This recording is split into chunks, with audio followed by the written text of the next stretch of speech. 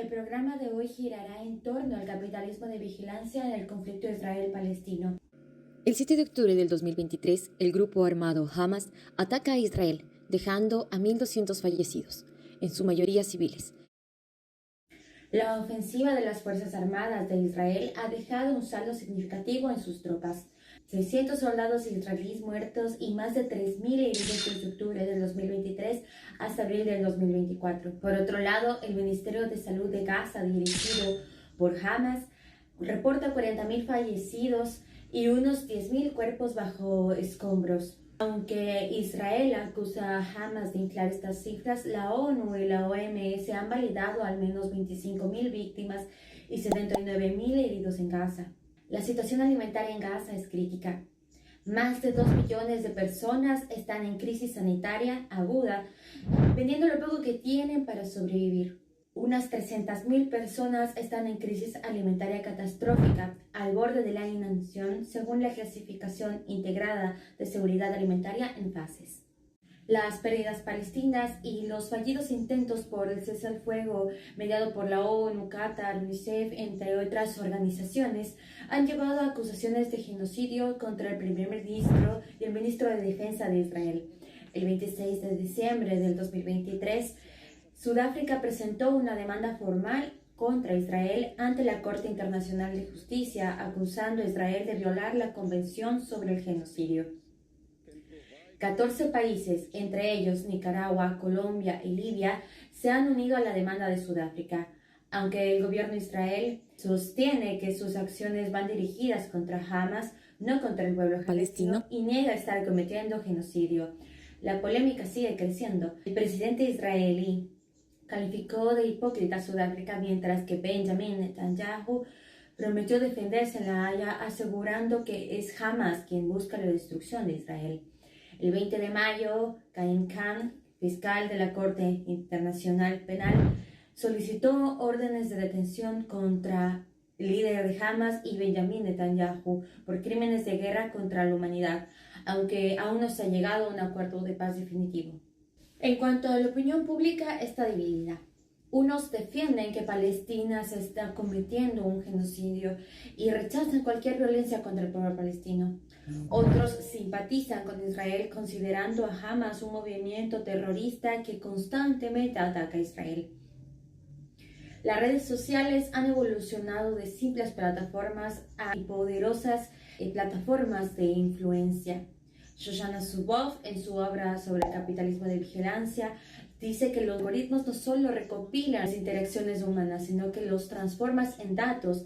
Estos datos son propiedad de grandes empresas como Google, Meta y Amazon. Estas compañías utilizan los datos para predecir y vender el comportamiento de los usuarios, por lo que el contenido y la publicidad que consumen no son casualidad.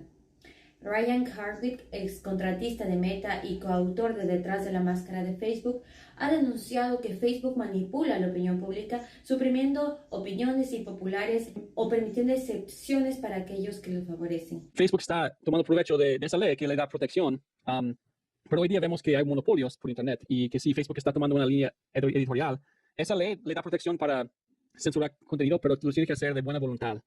Y no lo está haciendo. Vemos que, por ejemplo, en 2018 Facebook nos dijo que borráramos un video que muestra a un seguidor de Trump siendo atacado. Él sostiene que Meta ha manipulado la información electoral, suprimiendo noticias importantes que pueden influir en los resultados y permitió la manipulación de la publicidad dirigida mediante algoritmos. Abrimos paso a Dax Toscano, estudioso del conflicto Israel-Palestino. ¿Cómo opera el capitalismo de vigilancia? Capitalismo siempre va a tener como objetivos aquello, ¿no? El que la población, si se levanta contra el sistema, se la reprime.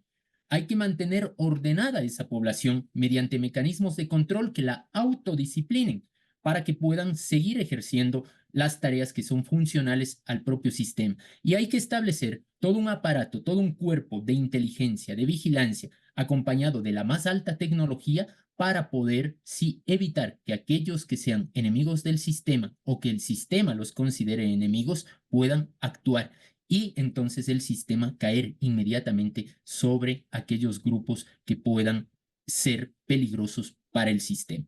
En el contexto del conflicto de Israel-Hamas, Meta e Instagram han sido acusados de censurar contenido pro-palestino. Human Rights Watch revisó 1.050 casos de censura en línea en más de 60 países, encontrando un patrón de eliminación y supresión indebida de contenido relacionado con Palestina. Estos casos incluyen la eliminación de publicaciones, la suspensión de cuentas y otras formas de limitar la visibilidad de discursos en favor a Palestina. Meta, en respuesta a estas acusaciones, emitió un comunicado afirmando que la eliminación de contenido se debe a errores provocados por el alto volumen del reporte del conflicto y la necesidad de combatir el discurso de odio antisemita. Insisten en que nunca fue su intención suprimir un punto de vista particular. Amnistía Internacional ha concluido que una cantidad considerable de publicaciones en redes sociales enaltecen los ataques de Israel contra civiles en Gaza, apoyan la destrucción de Gaza y promueven la violencia contra los palestinos. Muchas de estas publicaciones usan un lenguaje deshumanizador y racista similar al empleado por las autoridades israelíes. Palestina 7 Hamlet ha detectado más de 493.000 casos y el número sigue en aumento de apología de odio contra palestinos y defensores de los derechos palestinos en contenido hebreo en redes sociales desde el 7 de octubre del 2023. Varios usuarios han denunciado shadowban, un término que describe la reducción de visibilidad en línea donde las publicaciones y comentarios de ciertos usuarios se vuelven prácticamente invisibles para otros. Esto plantea serias dudas sobre la neutralidad de estas plataformas. La censura en línea de mensajes pro-palestinos es un tema crítico que genera un intenso debate sobre la libertad de expresión en redes sociales y su impacto en el conflicto Israel-Palestino. ¿Cómo se ejerce el control o censura de la información en las redes? Las redes pueden ser desconectadas. Las cuentas pueden ser silenciadas, pueden ser apagadas, pueden ser bloqueadas, pueden ser denunciadas. Y entonces, al ser bloqueadas, denunciadas, pierde toda la posibilidad de seguir trabajando en estos espacios a los que ahora más se acerca la gente para conocer la realidad de los pueblos. Las estadísticas revelan que los hashtags más utilizados como Free Palestine y Stand with Palestine han dominado las plataformas, especialmente en regiones de Oriente Medio y el sudeste asiático.